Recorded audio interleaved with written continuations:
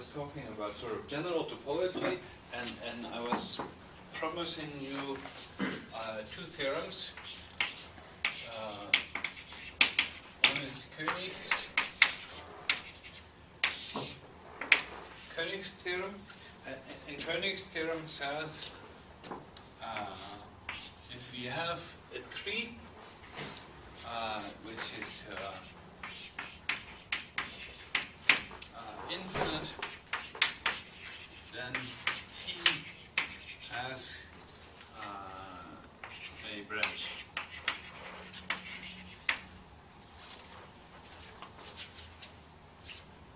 Right, so T is a tree. What is a tree in general?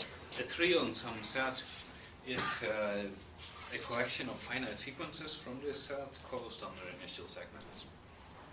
Right, that's a tree in general. And if you draw the picture, then it kind of looks like a tree when you do that. So that's treeness being infinite.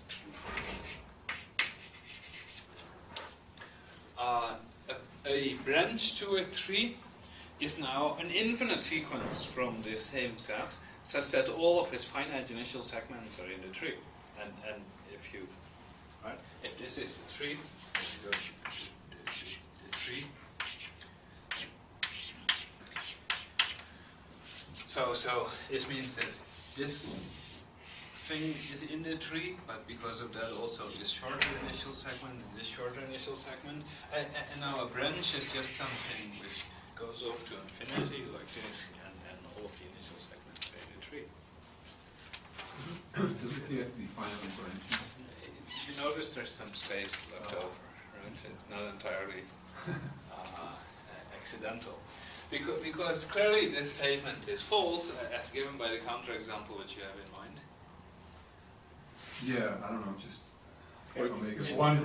This is the right hand wave, right? You have the root, and from this you infinitely often you branch infinitely. Now you have an infinite tree, and there's no branches, no infinite branches. So we need something here, and finitely branching is enough, but we're going to be lazy. The proof I'm going to give is works for finitely branching, but we're only going to use it for this. 2 to the less than omega, so this is the full binary tree.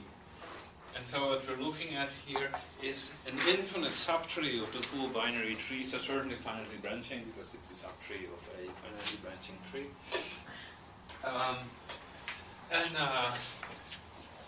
So this is the theorem I mentioned last time, and then I also said each and every one of you can figure out how to prove this. It's really very easy. Right? You are at the root here.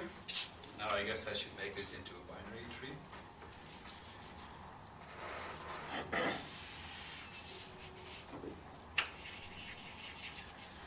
You are at the root, and you know the tree is infinite, so above this root there is, or below the root, maybe that's the more usual way of drawing it. I drew it growing up, but who cares, right? Above the tree there's infinitely many nodes. Now the root is finitely branching, so there's at most 2 extensions in this binary tree. In general there's at most finitely extensions. And so all but these finitely many extensions are above one of these finitely many extensions. Therefore you take this infinite set, you subdivide it into finitely many subsets, and if you have an infinite set which is a union of finitely many disjoint sets, then one of the sets involved is infinite. At least one of the sets involved is infinite. They could all be infinite. And then you just pick one of the extensions such that above this extension you have an infinite tree. And now you notice that you have preserved the property. Above the node I'm working is an infinite tree. You started at the root, there was an infinite tree. Now you found this extension, there's an infinite tree. And again you look above all the nodes and see which one has an infinite tree above it, and you pick that one. Now of course it's interesting to notice that doing computability after all, that this question is too complicated to do this computably. Is the tree infinite? Above here is not a computable question.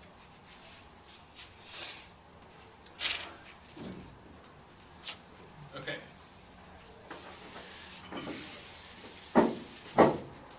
So now using Koenig's theorem, we can prove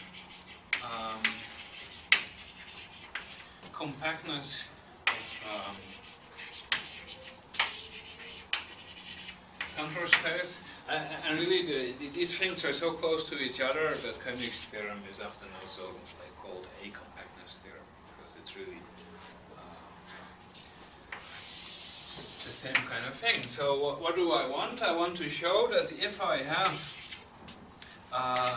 a collection of open sets in contour space such that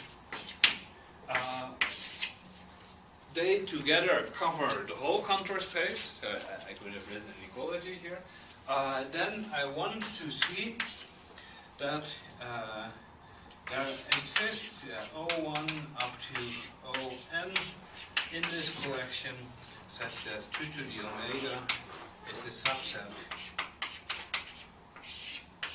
of these finitely many, right? The n is part of the existential quantifier. There exists a number of sets, and then these sets such that they together cover the whole space.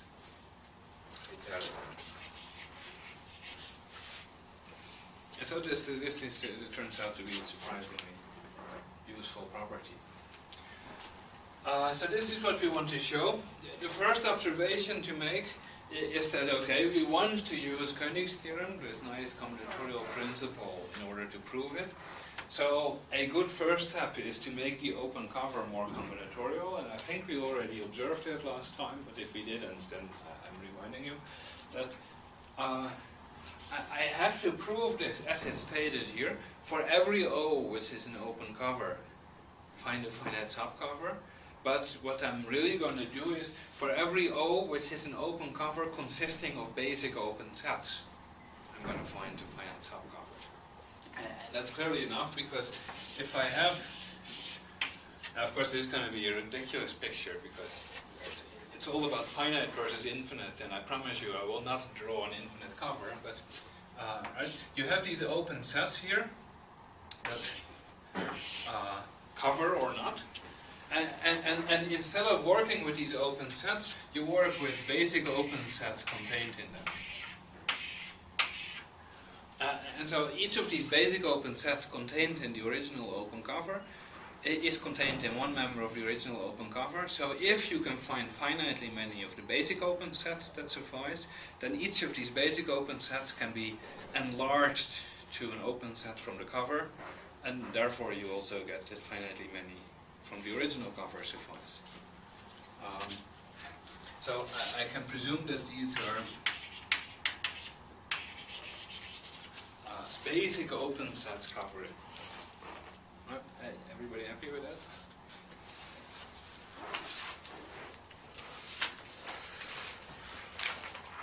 So this is now pretty nice, because the basic open sets in this topological space are nice. Each basic open set is given by a finite initial segment of zeros and ones. And in particular, there's only countably many basic open sets. So there is here, we have these basic open sets. If there are already finitely many, we're done. So we can presume there are infinitely many. So that means that we can write this open cover as right? Enumerate all the basic open sets in there, and every basic open set is selected by having some given tau n, where this tau n is a finite sequence of zeros and ones.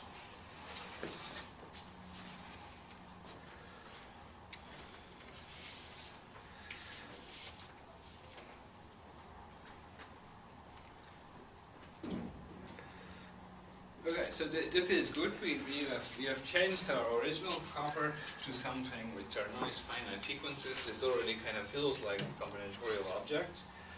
But if we want to apply Koenig's theorem, we need to get a tree out of it. The idea we use to make this tree is something which, in a different guise, we'll use a lot later in the computable context. So I defined a tree T to be those sigma finite sequence of zeros and ones. And what am I trying to get? What I want to get is this 3T I want to use in Koenig's theorem. And then the infinite branch, the branch through this tree should be the element that gets us the contradiction. I forgot to make the right assumption, right? Suppose you have this cover and there is not a finite collection that covers. Then we want to show that from this open collection of sets, which doesn't have a finite collection of subcovers, that's not the right thing. Let me try that again. Suppose we have a collection, this is now the assumption which I'm going to use to get a contradiction. Suppose I have a collection of basic open sets such that no finite subcollection covers. Then I need to prove that the original collection did not cover. How do you show that this did not cover? Well, you need to find an infinite sequence of zeros and ones, which is not in any of these sets. Well, here we have a theorem which gives us an infinite sequence of zeros and ones with some desirable properties relative to a tree. And so we want desirable properties relative to a tree should become desirable properties relative to this open collection. So this is the whole thing, is coming up with this tree that does it. So the tree should consist of those sigma, such that if you have a branch through all of those sigma, you have an element which is not covered by the open set. So what you would want is something like, well, such sigma, such that sigma is not contained in any of these tau n. Well, it's a little complicated. The set I came up with. But the problem is that there's infinitely many of these tau n, and we presume, or we kind of presume that all of them together cover. All we know is that finitely many together do not cover. So we have to use this finiteness, which means that we choose these sigma such that sigma, that is shorter. There does not exist an I less than the length of sigma such that tau I is an initial segment of sigma. Right? As soon as a tau I is an initial segment of sigma, all the reals in the open set determined by sigma are covered. So that would exclude it.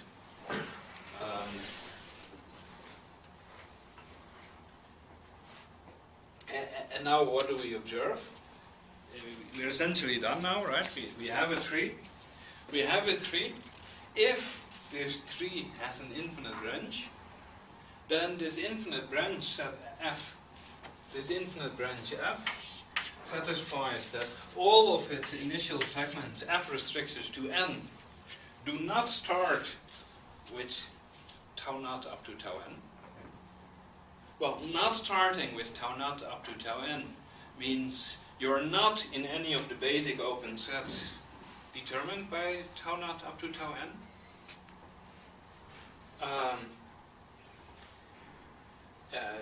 That being true for all n means you're not in any of these basic open sets.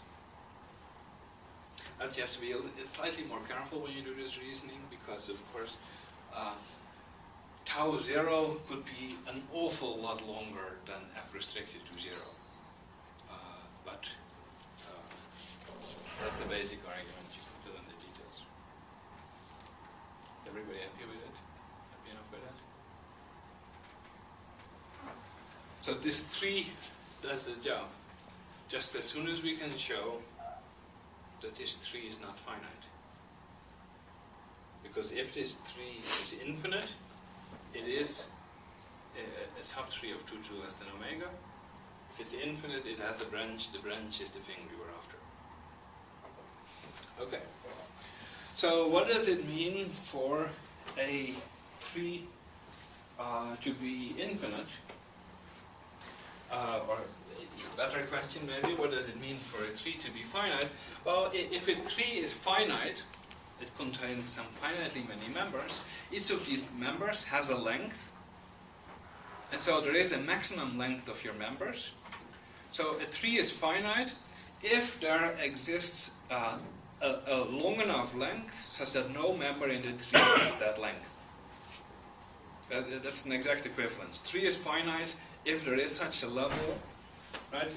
I would say if t intersected to 2 to the n is empty for some n, right? If there's some length sequence which doesn't appear, It's T, right?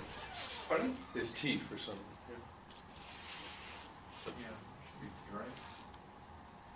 You're saying it's contained. No, I have exactly length n. So Okay. this is t. But Sure, Right? sure. Yeah. that is it's empty. But it's the same thing, right? There is this bound such that all sequences are short. So all we need to show is that this T has elements in it that are arbitrarily long. I'm arguing a lot for something which I think is pretty obvious, but well, what would it mean if T had an empty level? Well, if T has an empty level, all of these things are of the same length. So that means that I'm looking at all sigma of length n. So all of them are of the same length, so I'm looking at the same sequence of finitely many open sets from 0 up to n. And each of these sigma of length n is not in T. Therefore, each of these sigma of length n has an initial segment amongst tau naught up to tau n. Well, that means that the open sets determined by tau naught up to tau n cover the whole space. But I have this. Here's my full binary tree. Here is length n. And now I find that any such tau, or I guess I call it sigma, any such sigma of length n has an initial segment amongst tau naught up to tau n. Well, if that happens, if this initial segment is amongst those things, then the whole cone above this is covered by the corresponding open set. And so if you then take the union over all of these finitely many cones, you get a finite cover. So that contradicts my assumption in these open sets that I said, take this collection of basic open sets, such that no finite subcollection covers. No finite subcollection covers is exactly equivalent to no level of this 3T is empty. Therefore this 3T is infinite. Koenig's lemma gives me a branch. This branch is something not covered by the original set.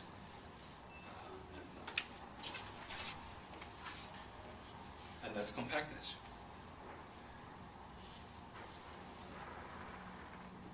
Everybody happy with it? Is there any part I should... These were the steps. Realize compactness says for any open cover something good happens, but we restrict ourselves to basic open sets because they're nice and combinatorial, and arbitrary open sets can be complicated.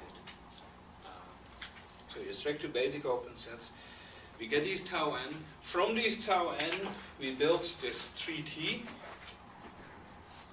And this 3T has exactly the property that a level of this 3T is empty when there is this finite collection from the open cover that covers the whole space.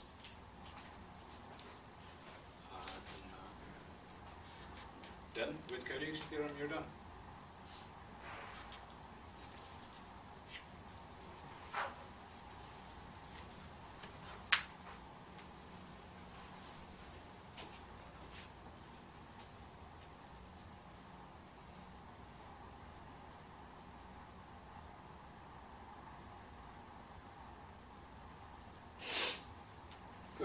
questions? Okay. So that's the last bit of, let's call it general topology that I wanted to talk about. Now we're going to do it a little more effectively.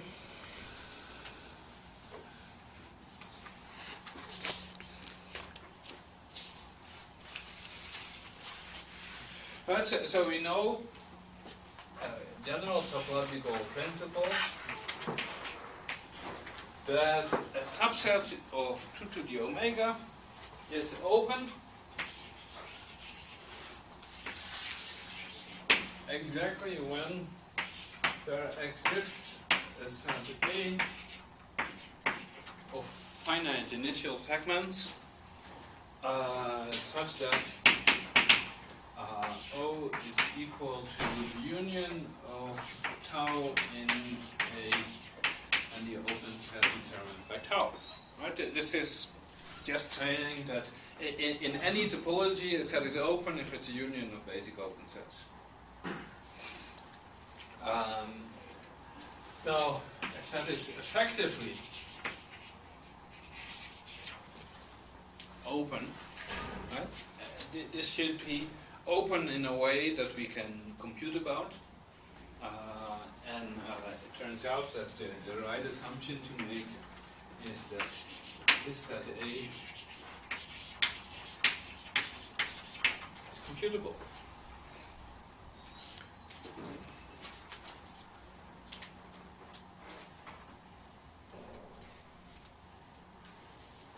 So this is now a definition. Something is effectively open if it is open as determined by a computable set of initial segments. Now you can observe that if you have such a computable A, then you can close it under extensions, right?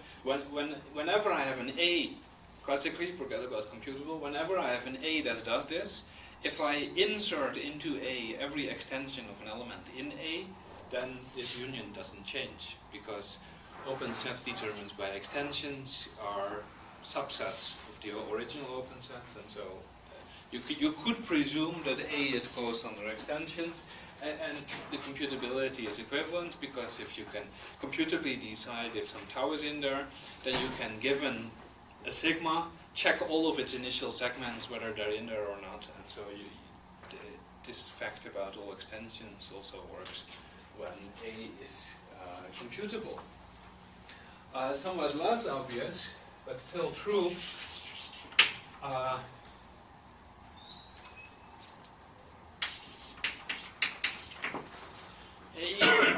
can be allowed to be CE.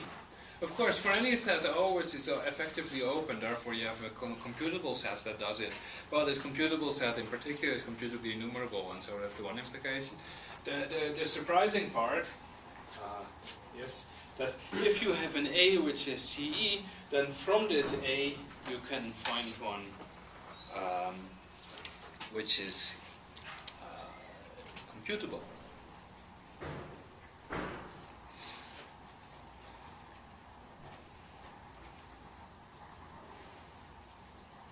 Of course, with everything else in here. Yes. Are you saying if there exists such A, or that any such A that you can write? There exists such A. Okay. Definitely. For any open one, you can find very complicated A that gives the same open set.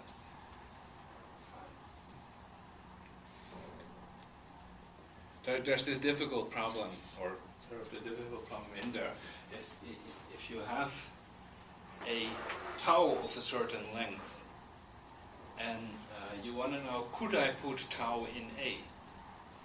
Given some A, can you make a different A where tau is in there? Well, that is equivalent to there existing a certain level such that of that level everything has an initial segment in A. Or if you close it under extension, if there exists a level such that all of these things are in A. And there is an existential quantifier there which indicates a priori a halting problem in between, right? Existential quantifiers are sigma 1 CE. solving problem question. So if we have an A which is CE, we should be able to get a different A which is computable from this. Now, what is the big difficulty? What is the difficulty? Well, the ACE means that something is in this A if there exists a computation that holds on it. Right? And you don't know the bound on this holding. If you only inserted a bound on how far you're willing to go with your computation, then it becomes computable. And now the trick is that you can exactly do that. Because what can we do? Given an A like this, which is CE, I can define a B,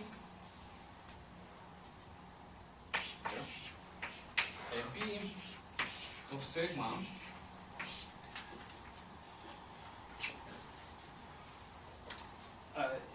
this consists of those things such that there exists a gamma, an initial segment of sigma. Right, so yes, it's an existential quantifier, but it's a bounded existential quantifier, so it's computable. There exists a gamma initial segment of sigma such that gamma is in A sub S. Not S. Length of sigma. So, right, here I've said A is a CE set, therefore it has a sigma 1 approximation. Let's call the sigma 1 approximation A sub S. A sub S is an increasing sequence of sets increasing towards A. And we, as usual, we think of this S as a restriction on the number of computation steps you're allowed to make, right? A sub S is all those things where the computation holds in S steps, given the usual fuzziness around it. And so certainly this B is computable. Right? The big question is, does this B give rise to the same open set as A does? You can guess that the answer is yes, because otherwise it would be a very strange time to bring up this B. But right, a little argument involved. And the argument is very closely related to what we did here, what we did before.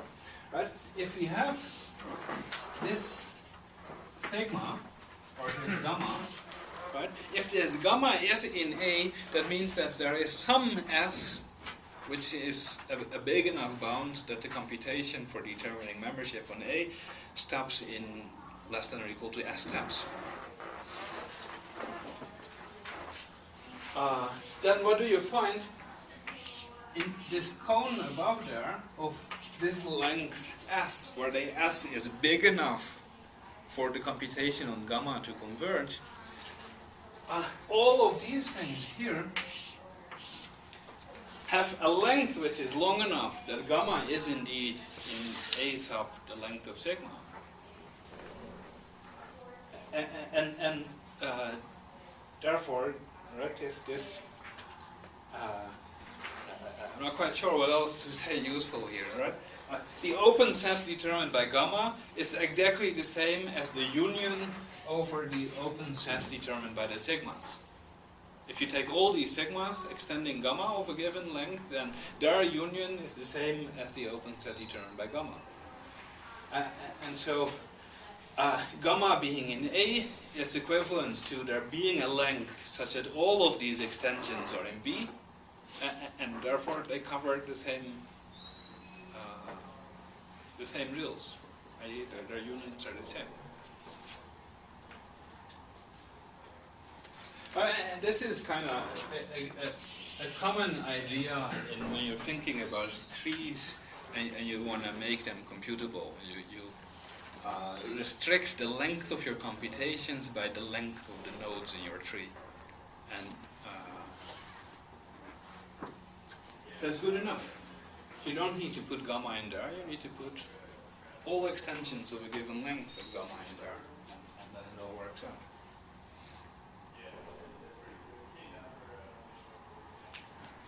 Good? Everybody happy with it?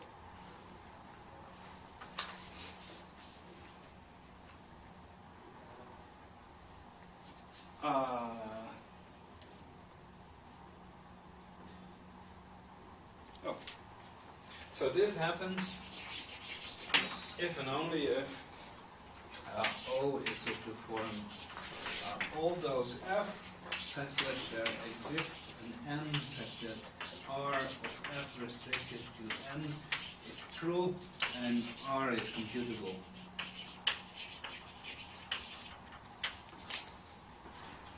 So an effectively open set consists exactly of those rules for which this sigma 1 property is true of some initial segment, right? There exists some initial segment of F such that this computable property is true of it.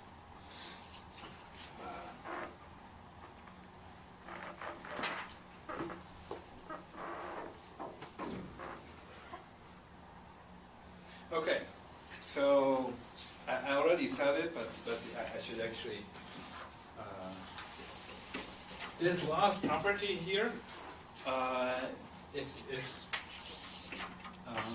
the definition of O being sigma 0, 1. So with that we have shown that being effectively open is equivalent to being sigma 0, 1. This is what you call light phase sigma 0, 1. Right? It's clearly written light phase. In general, there is the O is open if and only if O is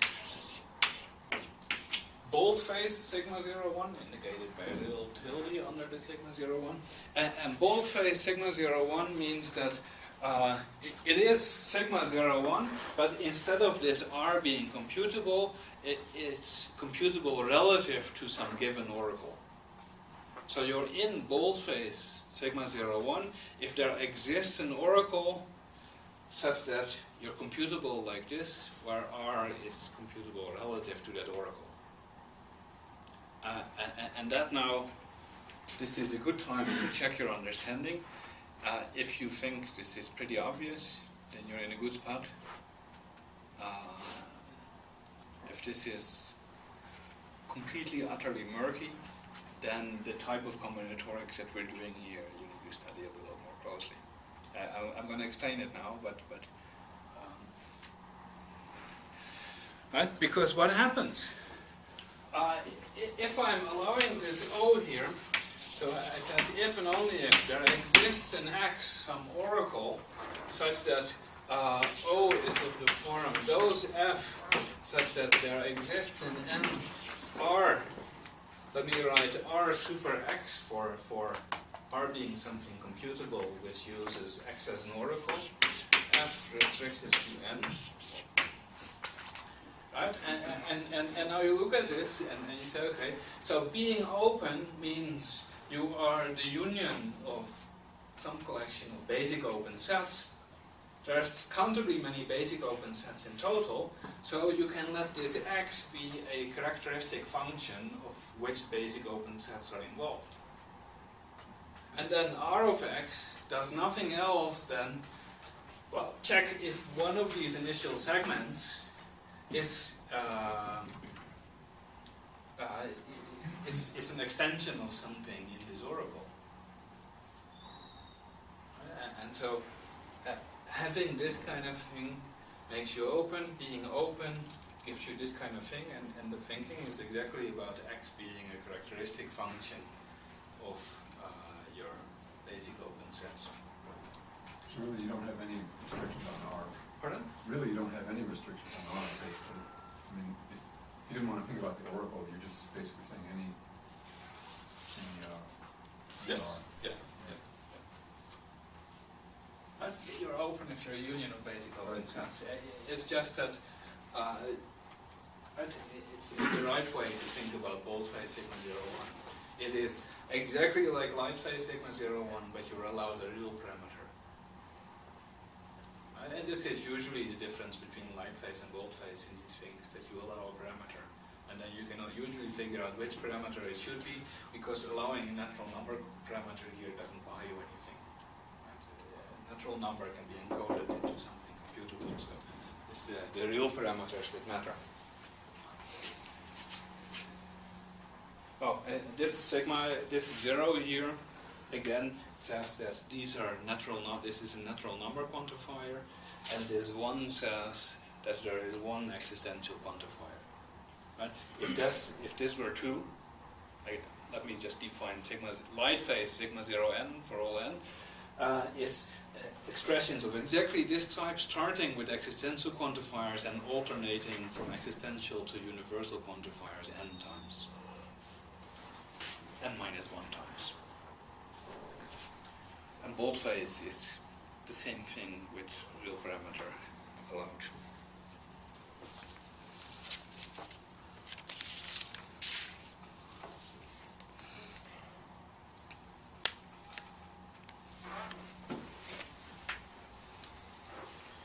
Okay, let me finish today then with the following.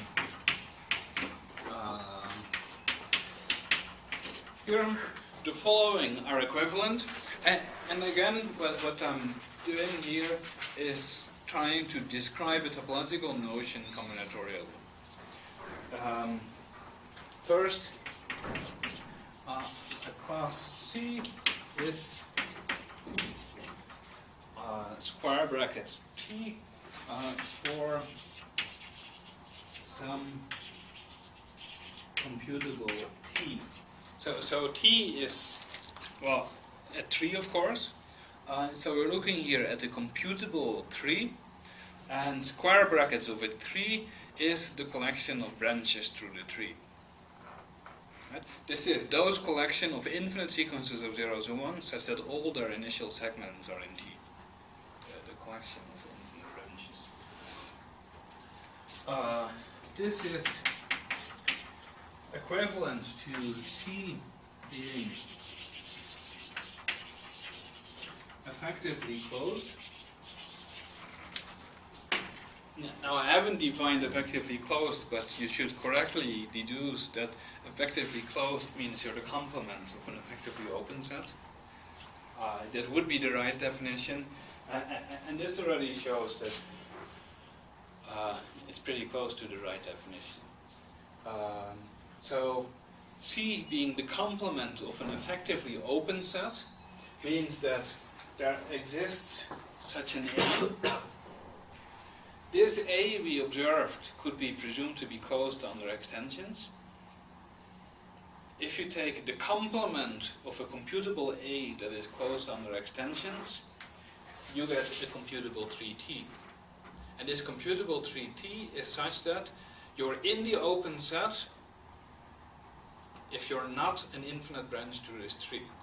Because you're in the open set if you have an initial segment in A, and initial segments in A are exactly those initial segments which are not in T. So being in the complement of the open set means all of your infinite segments are in the tree, means you're in square brackets T. And the other way is equivalent. If you have such a 3T, you look at the complement of this 3T. This complement of the 3T is a collection A, which is computable because T is computable, and that collection A exactly gives rise to the open set that is the complement of this closed set.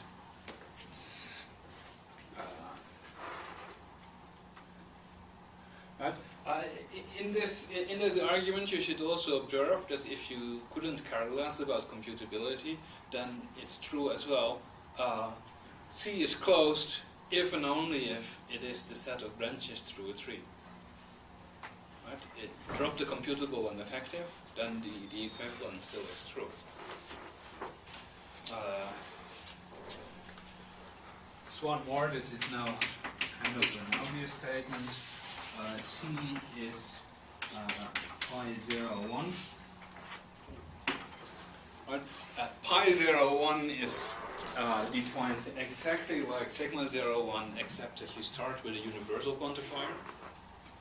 And because the negation of an existential is a universal quantifier and the complement of computable is computable, you get item 3 out of it as your pi 0. And then again, if you don't care about effectiveness, then it just becomes boldface pi01, which is to say pi01 relative to some real parameter.